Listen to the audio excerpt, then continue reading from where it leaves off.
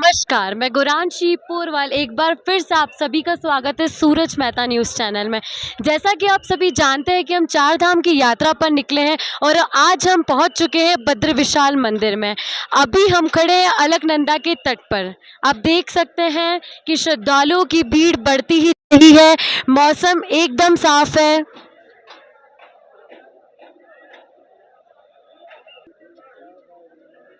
बद्रीनाथ मंदिर भारत का एक बहुत ही पवित्र मंदिर है।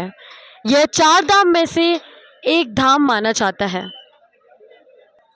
अभी हम खड़े हैं उत्तराखंड के चमोली डिस्ट्रिक्ट में और यह हिंदुओं का बहुत ही पवित्र स्थल है जिसे बद्र विशाल मंदिर के नाम से जाना गया है।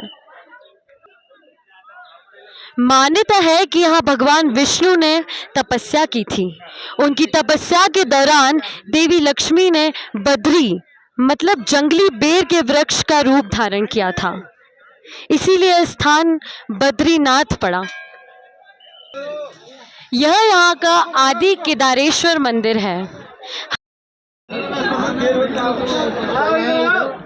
हर हर महादेव। यह मंदिर में जाने का मार्ग है। देख ही सकते हैं कि श्रद्धालुओं की भीड़ बढ़ती ही जा रही है और बहुत ही सुलभ व्यवस्था है यहाँ की। यह यहाँ का आदि गुरु शंकराचार्य जी का मंदिर है। परंपरा के अनुसार 8वीं एवं 9वीं शताब्दी में आदि शंकराचार्य ने बद्रीनाथ को पुनर्जीवित किया।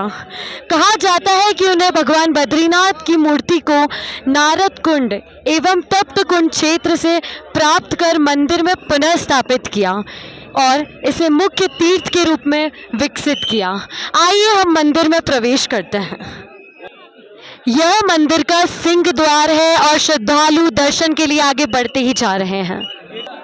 जैसा कि आप देख सकते हैं कि उत्तराखंड पुलिस व्यवस्था कितनी ही सुलभ है। प्रशासन के आदमी हर जगह खड़े हैं ताकि किसी भी श्रद्धालु को कोई भी परेशानी ना आए।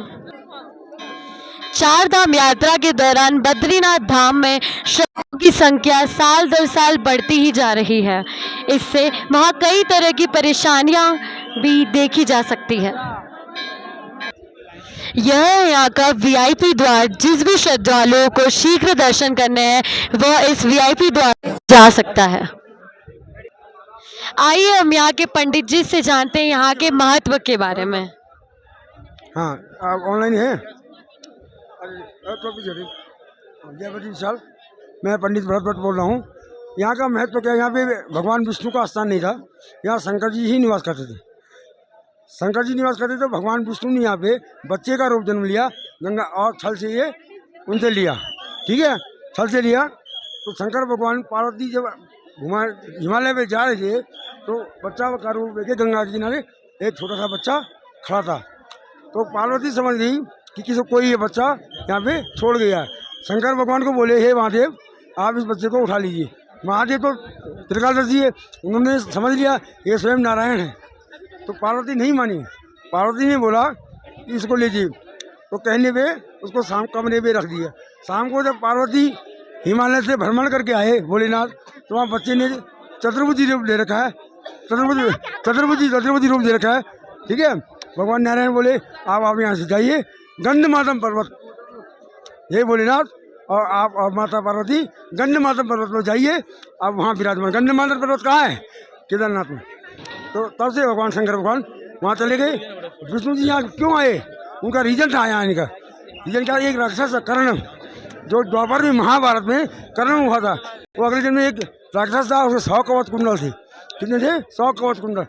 उसको मारने के लिए भगवान क्षीर सागर में सो रखे थे।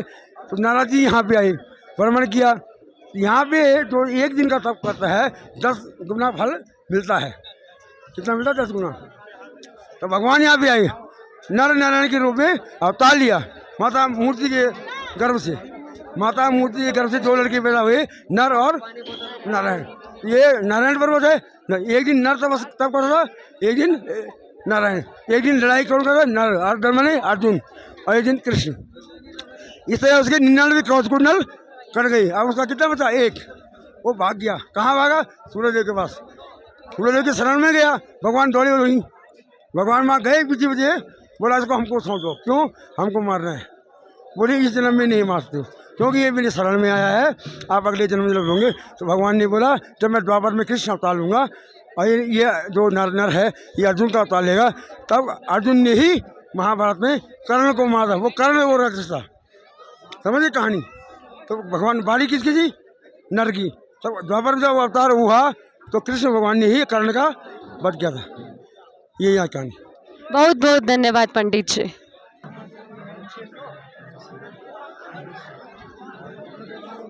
आप यहाँ खड़े हो ना, पागल है। इसी को कहते हैं भगवान में आस्था। आप देख ही सकते हैं कि श्रद्धालुओं की भीड़ बढ़ती ही जा रही है। बद्रीनाथ का मौसम बहुत ही सुहावना है। आप फेक रील्स के चक्कर में ना पड़िए, बिल्कुल आप आइए और उत्तराखंड में चमोली डिस्ट्रिक्ट के बद्र विशाल मंदिर में आके आराम से दर्शन करिए। यह यहाँ की पावन अलकनंदा नदी है जो आगे जाकर भागीरथी से मिलती है प्रयाग पर। बद्रीनाथ मंदिर रावलपथ का एक बहुत ही सम्मानित माना जाता है। कुछ प्रमुख बातें हैं इससे जो हम आगे जाकर जानेंगे। देखिए किस तरह भीड़ को नियंत्रण उत्तराखंड सरकार कितनी अच्छी तरह से कर रही है। आप देख सकते हैं कि बिल्कुल ही आसानी से यहाँ पे दर्शन प्राप्त हो रहे हैं। 70 उम्र से बूढ़े लोगों के लिए भी एक अलग व्यवस्था करी जा रही है। उत्तराखंड प्रशासन बहुत ही अच्छे तरीके से बूढ़े लोगों के लिए एकदम बढ़िया कार्य कर रही है, आप देख सकते हैं।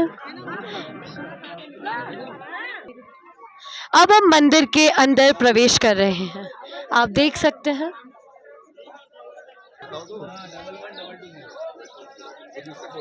ये है मंदिर के अंदर का नज़ारा, देख सकते हैं।